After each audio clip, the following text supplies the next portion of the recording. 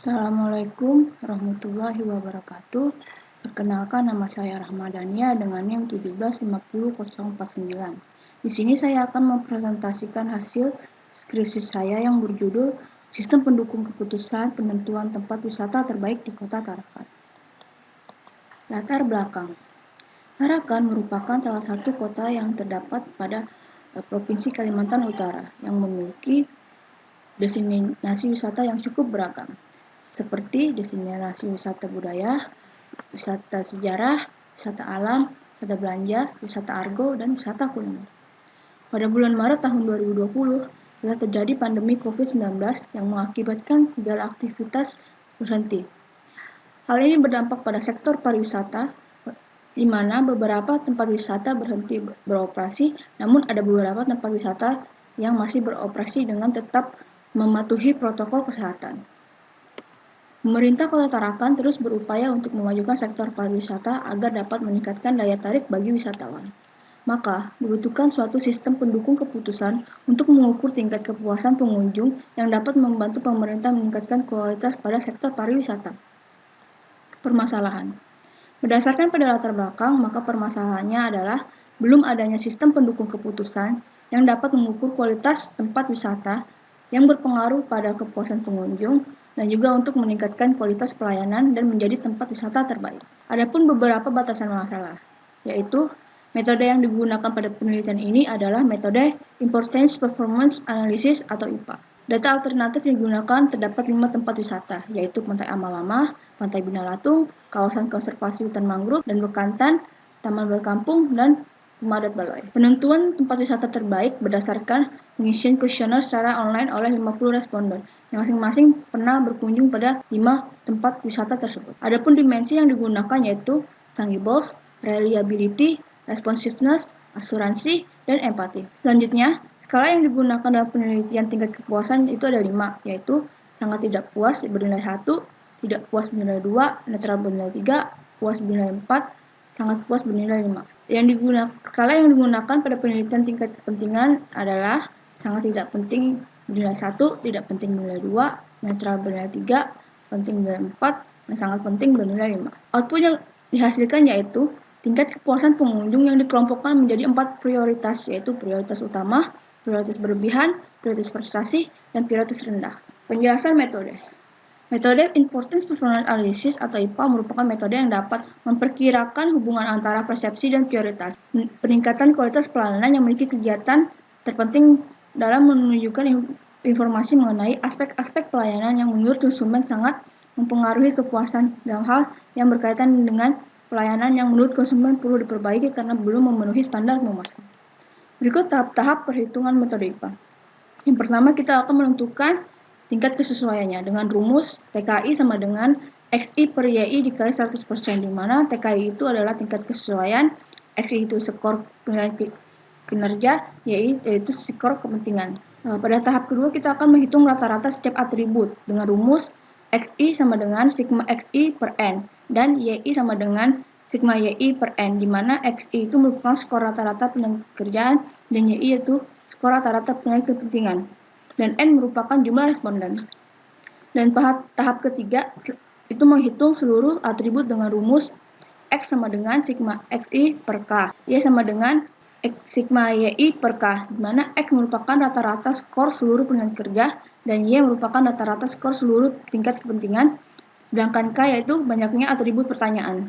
Selanjutnya pada tahap terakhir yaitu penjabaran tiap atribut dalam diagram kuadran yang terbagi menjadi 4 kuadran, yaitu kuadran pertama adalah prioritas utama, kuadran kedua adalah pertahankan prestasi, kuadran ketiga adalah prioritas rendah, kuadran 4 adalah berlebihan. Dan sekarang kita akan masuk ke demo aplikasi. Saya akan menjelaskan demo program. Di sini telah tampil form login. Pada form login ini kita bisa menginputkan username-nya dan password. Username-nya kita input itu admin, password-nya kita input 12345, dan jika kita mencentang checkbox tampil password, maka password akan terlihat. Namun jika tidak, maka password akan tersembunyi. Terdapat 2 button. Di sini ada login dan cancel. Login ini untuk menuju ke form menu utama, sedangkan cancel ini untuk menutup aplikasi. Dan sekarang saya akan klik button login. Baik, di sini telah tampil form menu utama. Pada form menu utama tersebut terdapat beberapa button, yaitu data responden, data questionnaire, data pertanyaan, metode IPA, dan keluar. Di sini saya akan mengklik data responden dan menampilkan form data responden. Selanjutnya, pada form ini menampung data dari responden. Di sini juga bisa melakukan pencarian data. Di sini saya akan melakukan pencarian data berdasarkan nama responden. Misalnya kita cari namanya Silva. Nah, maka akan memunculkan data responden yang bernama Silva. Dan jika kita mengklik barisnya ini, maka akan menampilkan datanya itu di text box dan combo box. Dan di sini kita juga dapat menginput data baru. Di sini saya akan mencoba menginput data baru. Itu misalnya saya kasih nama ini, dan tanggal pengisiannya tanggal 9, alamatnya itu misalnya ke Bangkok, nomor handphonenya kita klik Semarang, ini kunjungan terakhirnya. Ini kita klik button simpan, maka akan muncul pesan data berhasil disimpan. Namun untuk mengubah data, kita melakukan pencarian terlebih dahulu.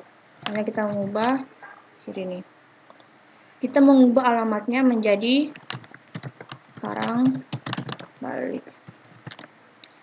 Dan kita klik button simpan, maka akan muncul pesan data diubah. Klik OK. Namun untuk menghapus data tersebut, kita bisa melakukan pencarian lagi, yaitu ini balik, dan kita klik button hapus, maka akan menampilkan pesan apakah benar ingin menghapus data dengan kode DR501. Dan kita klik yes, maka akan menampilkan pesan lagi, data berhasil dihapus. Klik OK.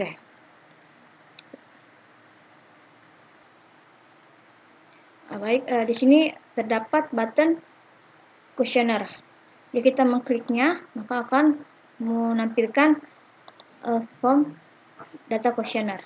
Dalam form data questionnaire ini menampung atribut-atribut pertanyaan yang nantinya akan mengukur tingkat kepuasan serta tingkat kepentingan wisatawan. Pada form ini kita juga dapat mengedit serta menginput data baru. Di sini saya akan mencoba melakukan pencarian data. DR misalnya 00. Nah, DR001 kita enter, maka menampilkan nama responden. Dan jika kita mengklik salah satu dari button tempat wisata ini, maka akan menampilkan data questionnaire. Untuk Pantai Amal, Pantai Binalatung, Hutan Mangrove, Taman Berkampung, dan Malet Baloi. Namun untuk mengubah data questionnaire-nya, kita memilih salah satu data questionnaire yang ingin kita ubah. Selanjutnya di sini saya akan mengubah pertanyaan pertama, tingkat kepuasannya kita ubah menjadi sangat puas. Untuk kepentingannya kita menjadi netral. Dan selanjutnya jika sudah, maka kita akan mengklik button simpan dan akan muncul pesan data berhasil diubah. Oke. Namun untuk menginput data baru, kita harus mengisi data responden yang baru. Jadi saya akan mencoba mengisi data responden yang baru. Kita close saja, kita ke data responden. Ini saya akan menginput namanya apa ya? Kiri.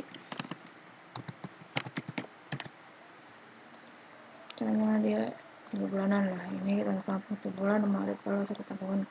Ini kita klik simpan, oke, dan kita ke form questionnaire. Di sini saya akan menginputkan data baru. DR051, kita enter, menampilkan nama responden. Namun jika kita klik ready buttonnya, maka dia tidak akan menampilkan data questionnaire, dikarenakan responden tersebut belum menginput data questionnaire. Nah, di sini saya akan menginput data questionnaire-nya. Ini saya akan menginputnya. Saya sangat puas. Nah, jika sudah mengisi semuanya, maka saya akan mengklik button simpan, maka akan muncul pesan data berhasil disimpan. Klik OK. Nah, kita coba cek apakah datanya sudah tersimpan. DR051 kita enter. Datanya sudah tersimpan. batal. Kita akan menuju ke form selanjutnya. Saya akan mengklik button data pertanyaan. Selanjutnya akan menampilkan form data pertanyaan. Pada form ini menampung atribut-atribut pertanyaan. Di sini kita dapat menginput data baru, menghapus, mengedit, ataupun melakukan pencarian data. Di sini saya akan mencoba melakukan pencarian data. Misalnya P14, kita enter, maka akan muncul. Nah, selanjutnya saya di sini akan mencoba mengubah data. Pada text box pertanyaan untuk wisatawannya ini saya coba ubah pengunjung. Kita klik button simpan, maka akan muncul pesan data diubah. Kita klik OK. Di sini saya akan mencoba untuk menghapus data. Kita cari kodenya dulu, P14. Ini enter, ada datanya.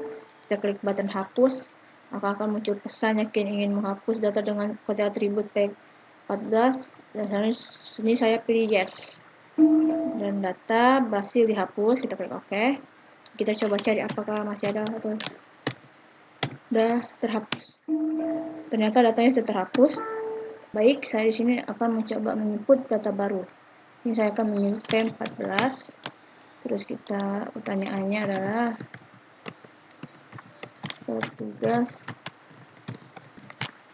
Kita pilih di sini empati. Di sini kita akan klik button simpan, maka akan menampilkan pesan data berhasil disimpan. Kita klik OK. Baik, selanjutnya di sini saya akan mengklik button metode IPA dan akan menampilkan form nilai kepuasan dan kepentingan. Dalam form ini menampung data kuesioner setiap responden. Di sini saya akan menampilkan nilai kepuasan dan kepentingannya. Begitu juga dengan Pantai Binalatung, Hutan Mangrove, Taman Berkampung, dan Rumah Adat Baloi. Klik button rekapitulasi. Form ini akan menampilkan rekapitulasi data kepuasan dan kepentingan. Di sini saya akan mengklik tampil rekapitulasi. Untuk menghitung rekapitulasi, yaitu dengan cara di sini kita bisa melihat bahwa STP itu bernilai 1 dan memiliki 3 data. Maka akan dikalikan 3 kali 1. Begitu pula seterusnya. Kayak 18 kali 2, 19 kali 3, 9 kali 4, 2 kali 5. Dari hasil perkalian tersebut akan dijumlahkan dan mendapatkan hasil sigma X pada atribut pertama. Begitu pula dalam menghitung rekapitulasi nilai kepentingan. Selanjutnya kita akan ke Pantai Binalatung, menghitung rekapitulasinya.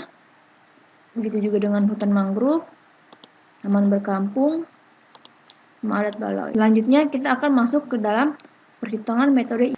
Selanjutnya kita telah masuk ke dalam form perhitungan metode IPA. Di sini saya akan menampilkan hasil perhitungan metode IPA pada Pantai Amalama. Untuk mendapat total nilai kepuasan, yaitu didapat dari jumlah seluruh data pada atribut pertama. Dan untuk mendapatkan rata-ratanya, yaitu total nilai kepuasan ini dibagi dengan banyaknya atribut pertanyaan, yaitu ada 14. Maka akan mendapatkan nilai rata-ratanya, yaitu 2,78. Begitu pula pada total nilai harapan dan rata-rata nilai harapan. Untuk mencari nilai TKI, itu didapat dari total nilai kepuasan ini dibagi dengan total nilai harapan dikalikan dengan 100%, maka mendapatkan hasil 60,75.